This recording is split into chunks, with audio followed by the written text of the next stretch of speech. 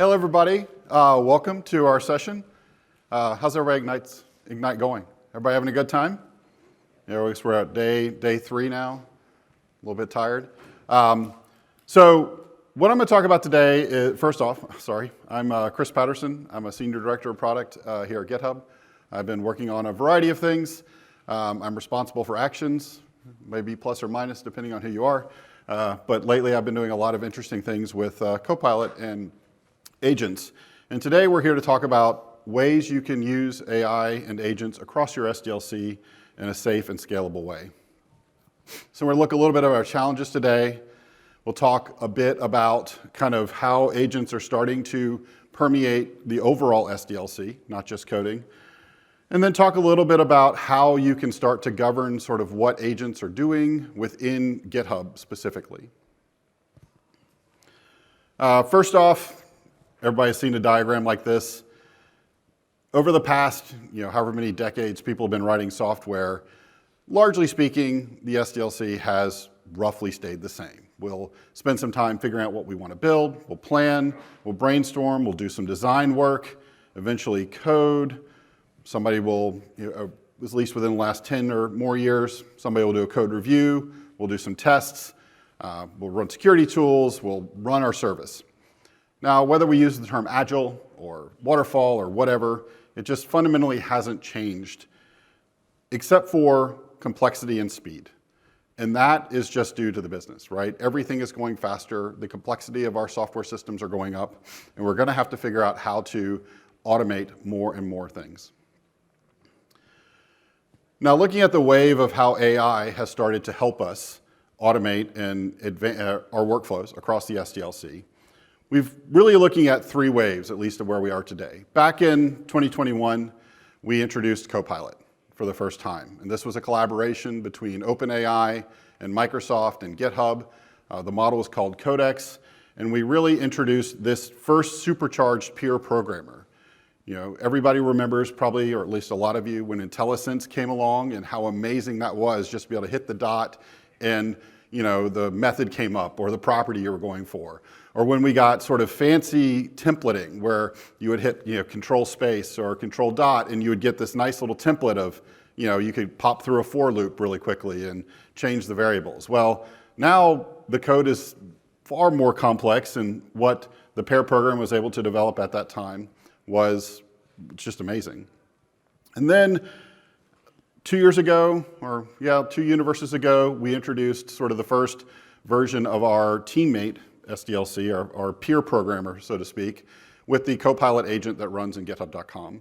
And now, instead of just having the agent there pairing along with it, you're assigning tasks. I can give Copilot a task if it's very well spec'd. A lot of times I'll get an excellent PR that is a significant portion of the implementation, all the way up to 100% of the implementation.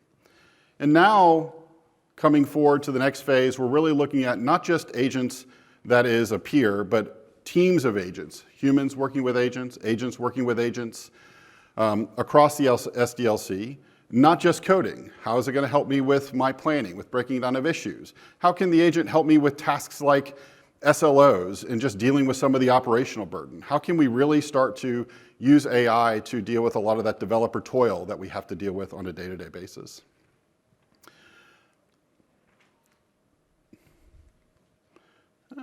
There we go. So since we launched Copilot Coding Agent, it has taken off even within GitHub. In fact, if you look at this list here, Copilot Coding Agent and then also the Copilot Code Review Agent are now #1 and #3 contributors across our main repository, which is GitHub, which is incredible to see. The throughput has gone up. If you look at Google here, about 21% faster doing tasks.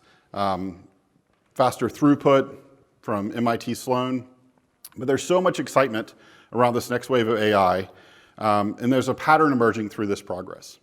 So to talk a little bit more about how you work with Agentic AI in GitHub, I'm going to bring up our VP of Engineering, Hoban.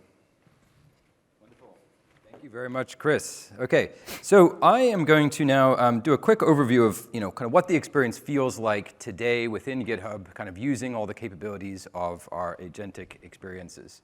And so As part of that, let me switch over into a demo, and we'll get started there. Okay, so I'm going to start with this example of I'm kind of working on a e-commerce site here. I've got an application. It has the ability to add things to a cart, but doesn't have that fully implemented. And so I'm going to go into the process of kind of working through this problem. Oh, we got some problems with the display there. But we'll go into this problem and work through how do we kind of go work with this inside GitHub. And so here I'm in my repository in GitHub where I'm working on this code. And I can see that I have the ability to, I have a bunch of issues assigned in this project. And so everyone here is probably in the situation where for any project you're working on, you have a large backlog of issues that you're sitting on, some of which you're able to get done, but many of which you're not able to prioritize on that given day, week, month, or quarter. And so here is an example where there's a feature, that cart feature, that if I come in here and search for it, we have a pending issue open tracking wanting to add the shopping cart feature into our site. And here, like with issues you might have in your repositories or within your issue trackers, we have a description of the problem, fairly high level, not all the details of what the solution should look like. And then we have some of the requirements specified via screenshots. Now, one of the things we can do now, we could, as part of our planning process, assign this to an engineer on our team and maybe wait for a week or two for them to pick it up and that sort of thing. Or we could just go ahead and assign this off to Copilot. And so when we assign this to Copilot, we can both pick, where should it do its work, give it some additional instructions if we have additional guidance beyond just what's in the issue itself, and go ahead and assign that work. So this is now, Copilot is now sort of a member of our team that we can assign work to at any point in the process. Now, we see there that when I did that, we created a pull request where Copilot is doing its work kind of in the open for us. We could go into this and just take a look. So there's a couple of things to note. One is, starting work on that. Well, actually, what I'll do is I'll go back to the previous one that has more of the work completed. So this one is one, where I assigned to it earlier today, and we can see what it looks like when this is completed. So it pushed a pull request up and modified 10 files here, so made some substantial changes. It also, kind of updated the description several times. It was doing its work and discovering new things. It sort of kept its description up to date with the changes it was making.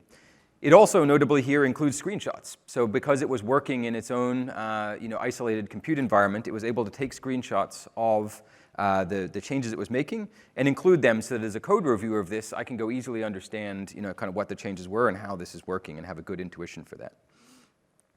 But I can also go even deeper. So this is the pull request, but you see it has this view session here, which lets me go see what was the work that Copilot was doing to accomplish pushing this PR.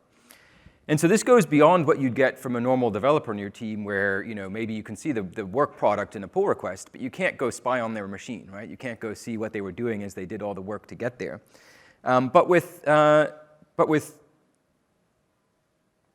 well, I'll go to one of the other ones here. With Copilot, we can actually go see all of the work it did to get there. And so this was an example from earlier. I'll look at this one, which was sort of adding the cart as well. This was a deep piece of work to go implement this cart feature, right? So this took nearly 20 minutes to complete. Copilot tends to work long and hard to solve a problem autonomously. It did this in an isolated compute environment. And so it just did it inside an actions compute container where it was running to let the agent do this work. And it had access to the ability to build and test and lint and all the things you might do as a software developer on this code base.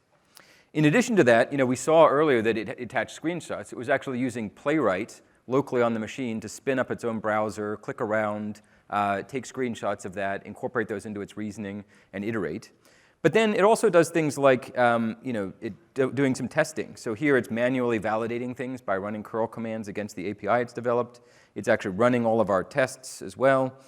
It's ultimately doing things like running a CodeQL security scan, right? So this is really thoroughly validating the security of the code that it's writing, not just pushing it up and waiting for that to be validated in the outer loop, but this is an engineer that is really robustly validating the work it's doing across a number of different dimensions. And then finally, post that back in. Now I can go look at the pull requests associated with this, like we saw before, and see that all here. I can come in and review this. And while it's working, and maybe I'll just jump back to the one that was working there. While one of these agents is working here, we can say things like, don't forget to add tests. So even while it's working on the problem for me for 20, 30 minutes, if I have additional feedback I want to give it to make sure it's doing the right work, I can jump in and do that. If I don't, it'll autonomously complete that work, and I can give it feedback as part of pull request review. So that's sort of an example of one of these tasks. But the real power of this is not one task. It's the ability to kind of go have a bunch of these off and running. So I can say, improve the test coverage.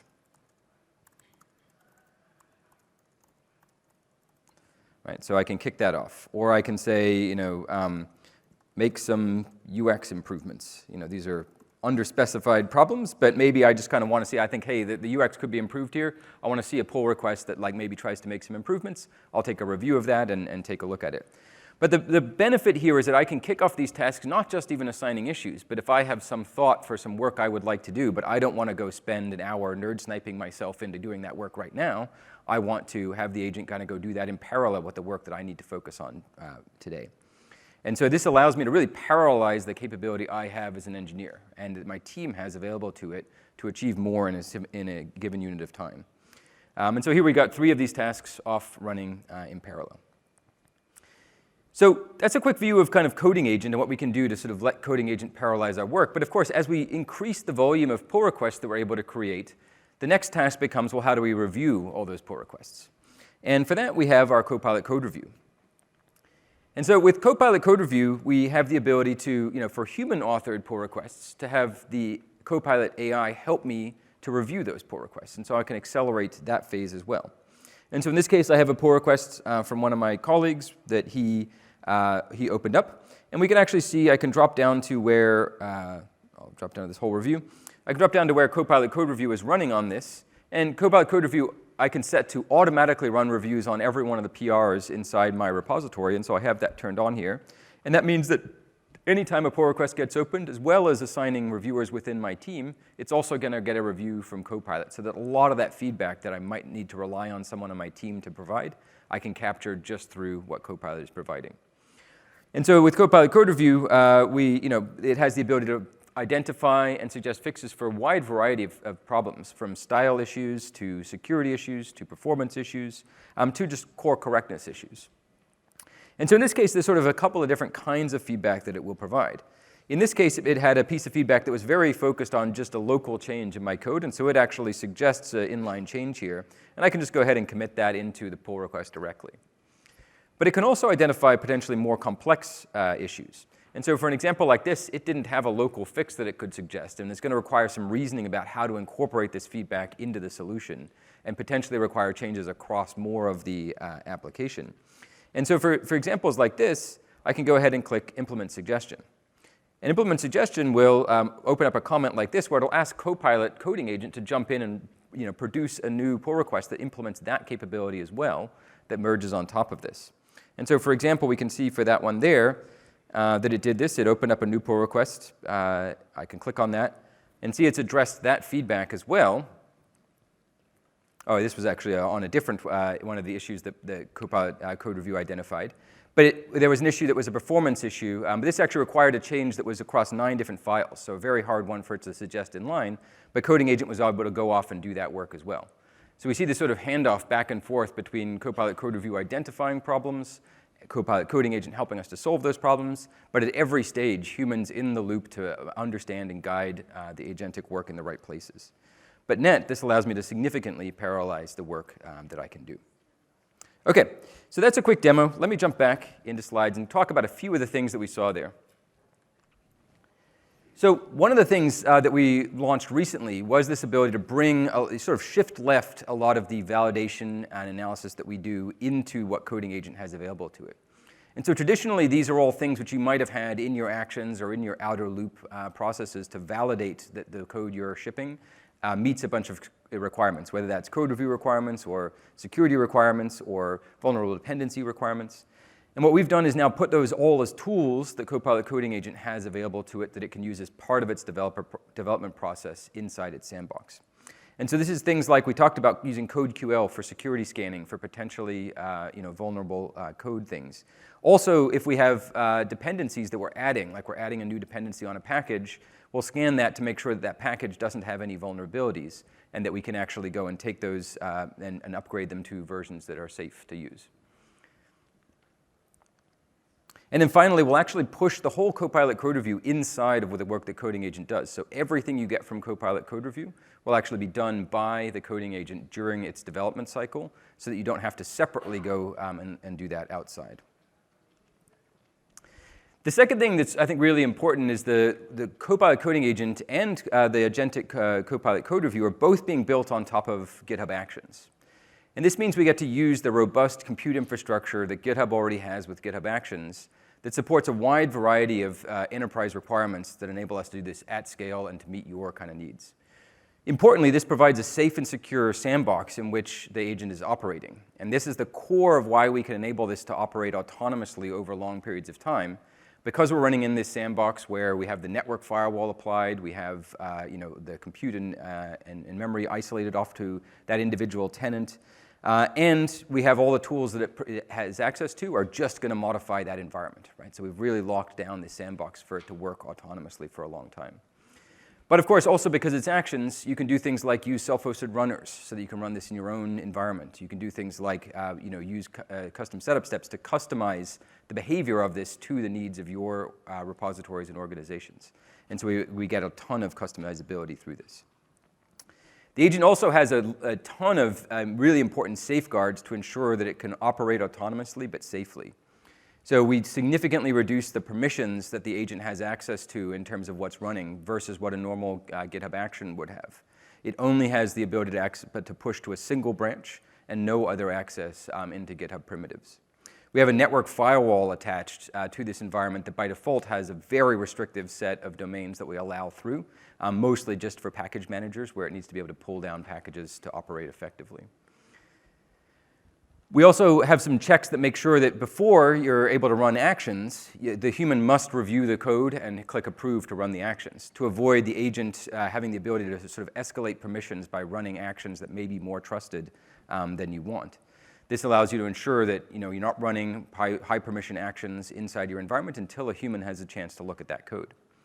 And then we also have checks to make sure that your validation around who has to review a PR before it merges apply not just to the agent, but also the user who asked for the agent to do the work can't be the one to also approve it, right? You have to still have another employee in your organization do that. And so all of these provide safeguards that ensure that when you're using these agents, you can still trust the work that they're doing to be done safely within your environment. Now, as well as being really safe, we want to be really customizable, right? And to make sure that you have the tools available to make Copilot Coding Agent work effectively within your organization. And so there's a handful of different capabilities we provide to ensure that you have that access. So the first one is custom instructions. So custom instructions, just like in Visual Studio Code and Visual Studio and many of our other Copilot environments, is a way for you to provide guidance within a specific repository about how you want Copilot Coding Agent to operate. What kind of things you want it to know about the style of your code, about the sort of way that your application is built and tested. Anything you want to guide the agent on that's custom to your environment, not just general to what Coding Agent can do, you can put in your custom instructions. But we can go even further with action setup steps. Because we're building on top of GitHub Actions, you can provide arbitrary GitHub Actions setup steps to run before the agent operates within your environment. And what this lets you do is, just like you might be using actions for your continuous integration or continuous delivery, and you're using that to let it build and test and lint and all the things you want to be able to do in your code, well, you need to give all those same capabilities to the agent as well so that it can do that during its development cycle.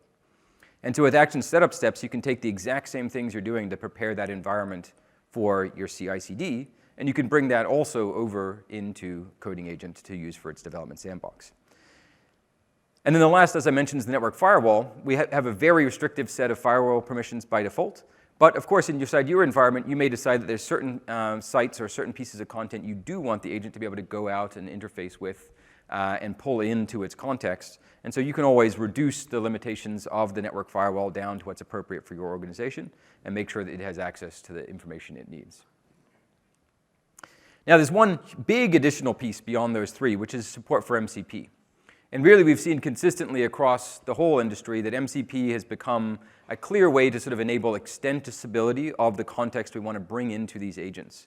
And so Copilot Coding Agent is no exception to this. If you want to provide really rich context specific to your organization into Copilot Coding Agent, you can do that using MCP. We have an enormous ecosystem of third-party and partner-built MCP servers that can be integrated nicely into GitHub Copilot Coding Agent.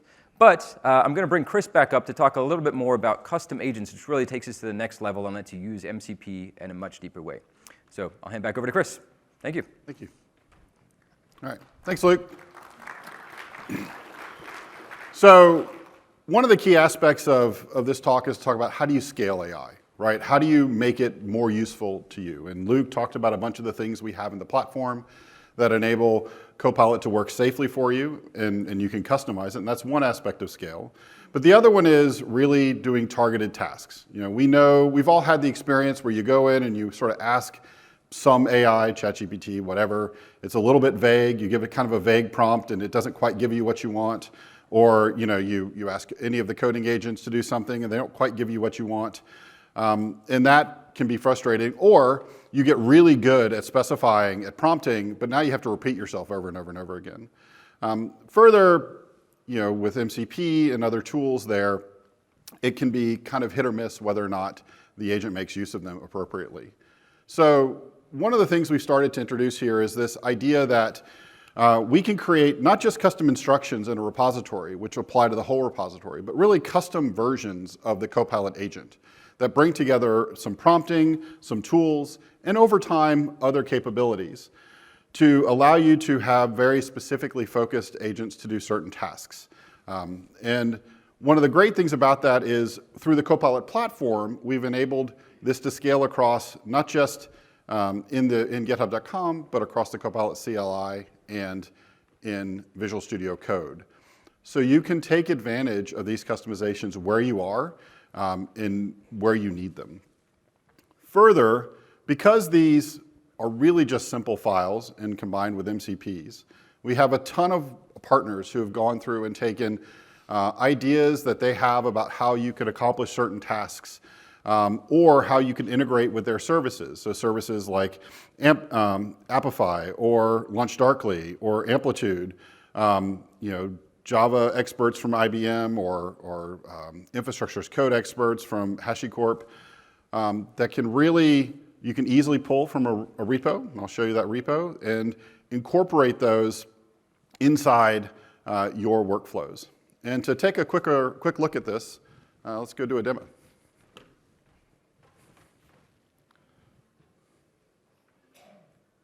Make sure we have the right one.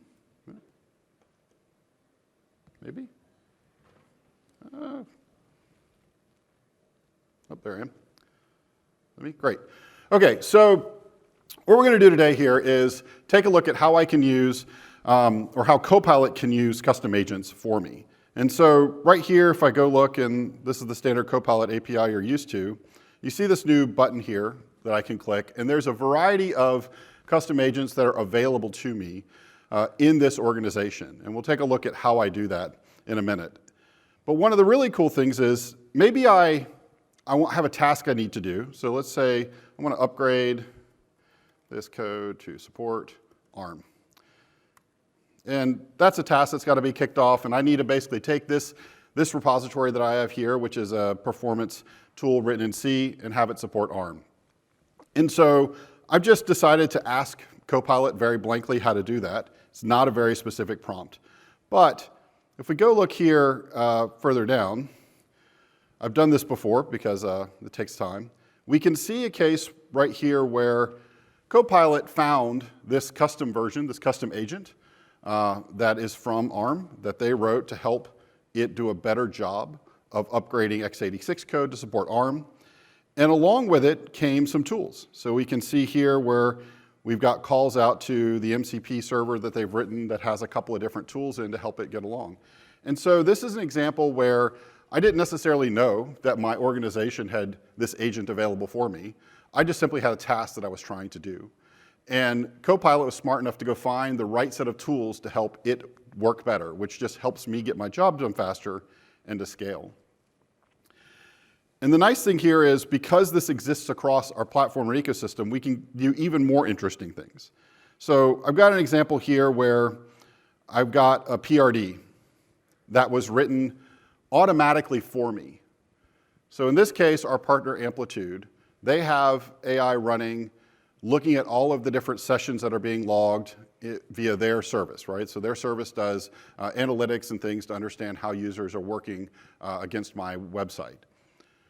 So they took their AI and they wrote this PRD for me, which has a bunch of information about how I can implement an A/B experiment to maybe help reduce some of the fall off through a shopping cart experience.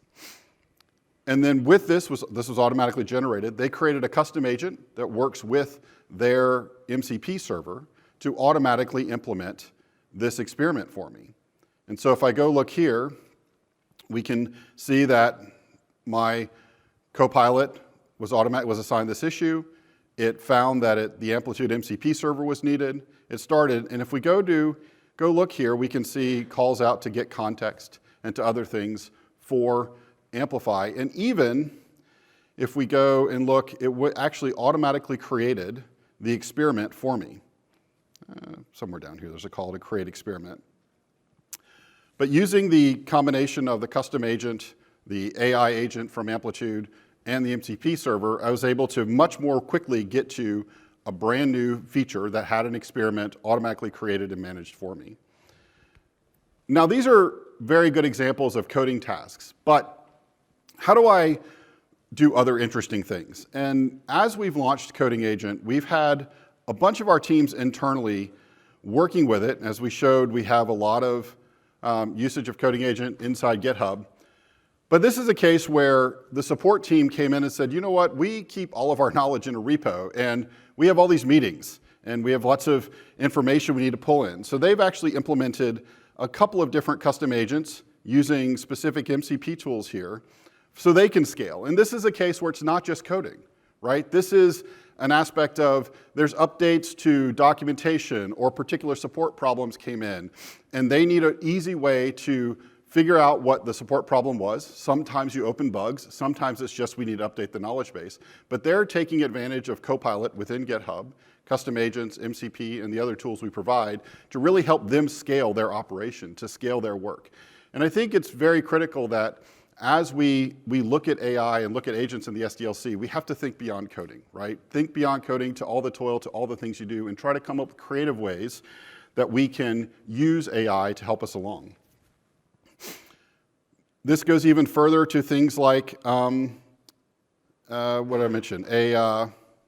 SLO. So this is an example of a workflow that the actions team actually uses as they onboard new SLOs into the services. And what's interesting here is this is using a combination of custom agents, a feature that's kind of an experimentation. Has anybody heard of like continuous AI from GitHub Next? It's a project that's out there. It might be interesting for you to work at. But the idea is that how can we take AI and have it be more ambient? So the most obvious example of ambient AI we have in GitHub today is code review that Luke showed you, right? It sits there. You don't have to do anything. You open a pull request, code review happens. I think the best way to really scale here is how can I have AI not have to necessarily take action, but take action on behalf of something else. So in this case, what they have is a custom agent that goes and creates these config as code files that sit and watch for particular changes or dips in certain SLOs. So we have metrics running through Datadog and a few other systems. And whenever one of those is detected, it automatically goes and starts going through runbooks for troubleshooting and figuring out how to actually fix that problem, or at least give it a shot. And if it can't, moving on to whatever is next. Now, how do I make sure that all of these agents that are working within GitHub are doing the right things, right? How do I make sure they have the right permissions? So let's go here, back to the slides. Okay. So as we add more and more and more agents into GitHub, as they become more and more integrated within our team, we have to start thinking about how to govern them. And certainly within the GitHub platform, everybody's familiar with things like rule sets and custom properties. We have usage metrics and audit logs. We have teams and permissions. Well, now we really need to start looking at what does it mean to have agents in there. And so as part of the work we're doing to really think about how AI integrates into GitHub overall, we've introduced what we're kind of loosely calling the agent control plane. And the idea here is that you can take all of the things that you think about from a policy perspective, from a metrics, controls, audit logs, and really start bringing them together in this new place that we called AI controls at the enterprise settings across GitHub, and see what the agents are doing. Set policies for agents, just like you've done for users and teams over time. In fact, as you've heard probably at Universe and even here, there will be other agents, not just Copilot, coming to GitHub. Agents from Claude, Codex, and others. And these will be available in this single place. So you'll have a single pane of glass to see all of the sessions that are happening across your organization. You'll have a way to turn on, off various agents, to set the permissions, to control which teams, which repos have access to which agents to do which work. Further, you can govern all of your settings from a single location, configure policy, and then even have this flow out through other clients. So MCP is another example here where many of our customers would like to control which MCP servers can be used, how they're configured, and again, scaling this across not just GitHub.com, but the Copilot CLI, as well as VS Code. And I'm going to give you a quick demo of kind of where this shows up in the UI. So, come on, maybe. Oh. So right here, one of the cool things you can see is I've got my agents. If I go look at the AI controls, I can see, come in here, I get to see all the agent session that was happening. So, instead of just, again, to what Luke was mentioning, understanding what's going on at my level as the individual developer. As the enterprise administrator, I can see all of the sessions happening. I can go through here, I can look at the installed agents, others will show up here. And then also, as part of that scaling thing, I can decide which of these custom agents are available across my organization. And so this is letting me share these best practices, configurations, tools, across an organization so I can, again, help my developers scale, help them be successful with AI. I get an automatic link to audit logs, and I automatically can set up rules using push rules to make sure I can control who's allowed to update and add agents into my enterprise organization. All right, so.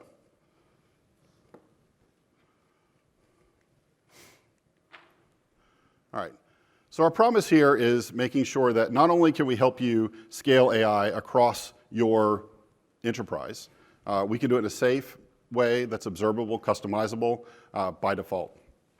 And to kind of wrap up for the last couple of minutes, I'm going to bring Luke back, and then we'll take some Q&A.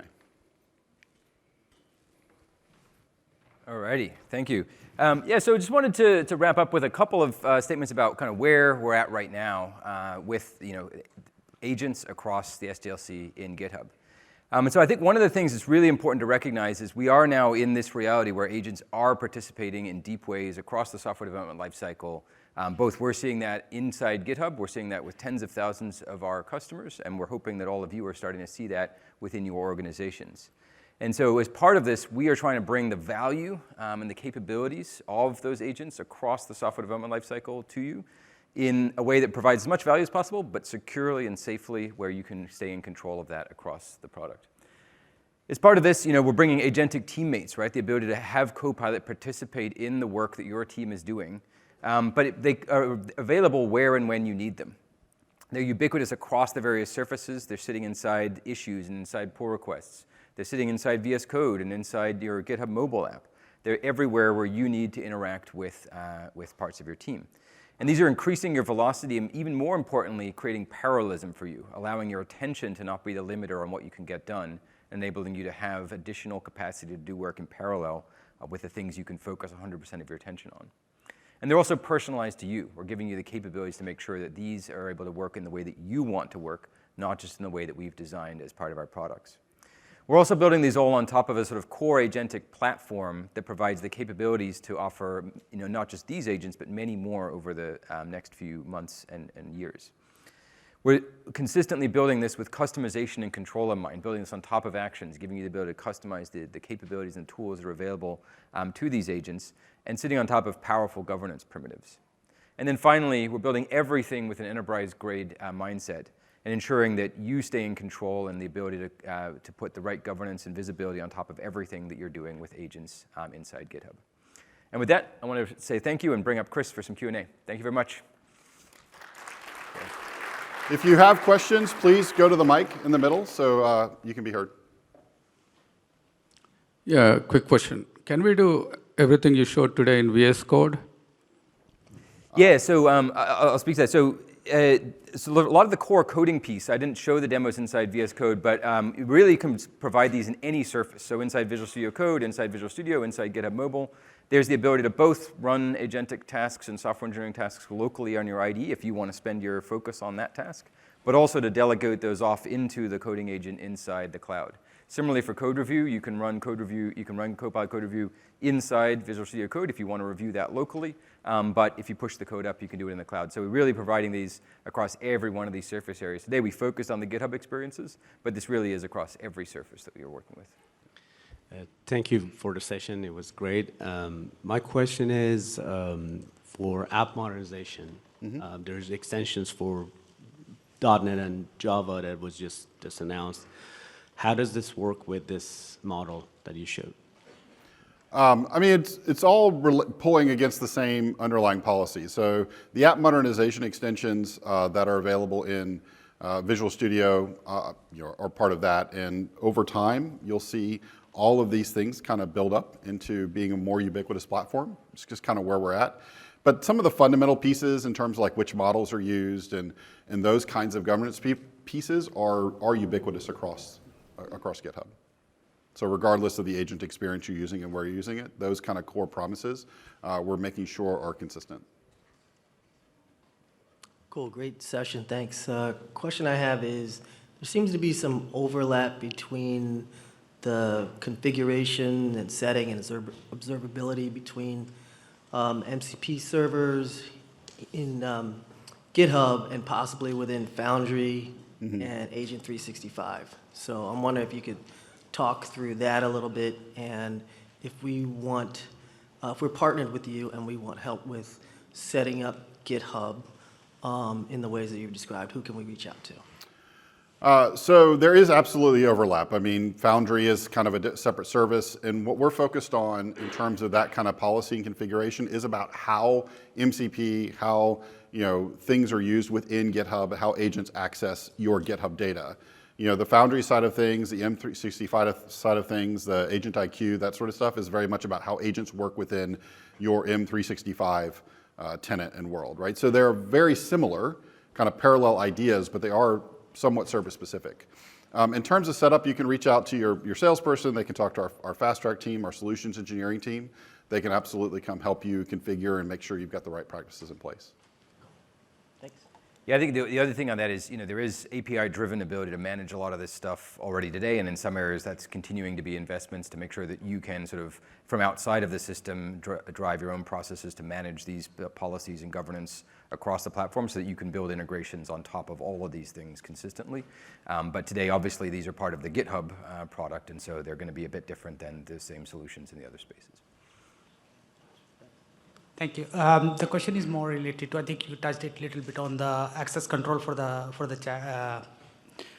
agents. My question is more regarding like how can we put the granular controls, access control onto those agents specific to the teams, because all the teams are not in the same pace. Some of the teams are going very fast. They can raise the pull request through the agents. Some of the teams are very slow. They just want to restrict the control for the agents, maybe to the peer review or something. So just wanted to understand how we can, put granulars. So there's a couple of things you can do. One is you can obviously control which people have access to the AI features all up, so you can kind of start there. The next thing down is if you looked in one of the experiences I showed, there are two primary agents that exist within GitHub. One is the coding agent, one is the code review agent. And you can enable those independently. Now, right at the moment, they're kind of enabled broadly across an enterprise, but we are working on it, allowing you to have a bit more fine-grained control over which agents are enabled in which context and also what they're allowed to do. Much of what you've seen is sort of it's there today for what's there, but this is also a bit of a sort of future direction of as we continue to incorporate teams of agents inside of GitHub, you will look at them and manage them much more closely to how you've thought about managing individual users in terms of the kinds of capabilities you have. Just one additional note, there is today the ability to restrict where a coding agent is available on a per repo basis. So if you want to restrict this to just a few repositories, you can do that. That's a repository-based thing, not a user or team-based thing today, but I think that both of those are going to be interesting. Yeah, hi everyone. So yeah, it was a very good demo, and definitely this will help the developer community. So my question is regarding the accuracy of the code which is developed by this Copilot and how much it is getting accepted and actually going to the main branch and deployed to the production. If you have some parameters. Yeah. No, we're seeing, the numbers are actually very good there. There's, public websites that you can go to that sort of report out on these numbers, at least across public data. And we see the data across private repositories is fairly similar on merge rates. So the merge rates tend to be, across, kind of our coding agent, but even many of the others in this space tend to be in the 70% range, which is actually not that different from human PRs, right? Which is sort of the baseline. So in general, now there's obviously a whole bunch of selection biases of what tasks are people deciding to try to assign to the agent and that sort of thing. But we're seeing that in general the accept rates are quite high, and enough that it's folks come back repeatedly when they start using these tools. We see a lot of repeat use. Now there's always going to be limitations on how well these agents can do, and I think of those limitations as at this point being not as much limited by how smart or capable the agent is, but really about the context you provide to that agent. It's like if you hire a new developer into your team, but don't give them any of the information about your architecture or your design docs or how previous issues were solved, they're going to struggle to kind of work effectively as part of your team and solve a problem that you give them. And so really a lot of these tools that we showed for how you provide your own custom context into the agent, those are the core ways we see the teams that really have success with this provide a lot of their own custom, personalized context into the agent. That significantly increases the ability for these to do the right thing on the first try instead of taking a few review iterations. And one more question, is it available for Git Enterprise as well instead of github.com only? Currently, it's not on enterprise server, so this is available. The features we showed inside the github.com here are only available within enterprise cloud. Of course, as the previous question asked about Visual Studio Code and some of the features available there, you can use Visual Studio Code's agent mode and code review there locally inside your IDE. Those capabilities are available to use along with GHES. Thank you.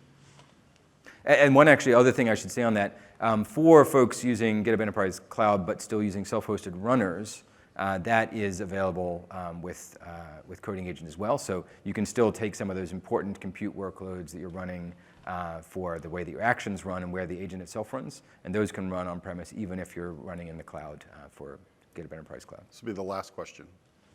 All right, thank you. Yeah, thanks for doing the talk today. It's very insightful. I have a question about the examples that you have. So in your example, the prompt you have is like improve the test. But in a production use case, a lot of the engineers would get more like a bunch of designs in Figma, maybe a Miro board with some IDs.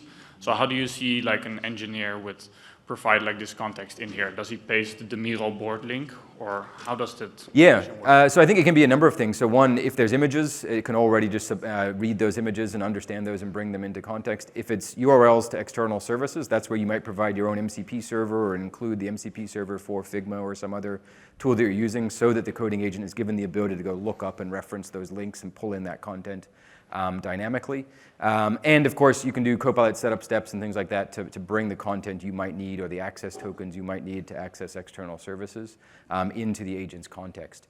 So all of that is this aspect of you customizing the environment for that agent. Similar to how you would customize the environment for onboarding a developer in your team, you have to give them access to a few of these different services. You also need to do that work to make the agent really effective. But yes, all of those scenarios you mentioned are things which you are capable of doing kind of on top of the primitives that we provide here. Yeah, all right, thank you. Yeah. Thank you, everybody, for coming. I really appreciate it. Thank you very much. Good night.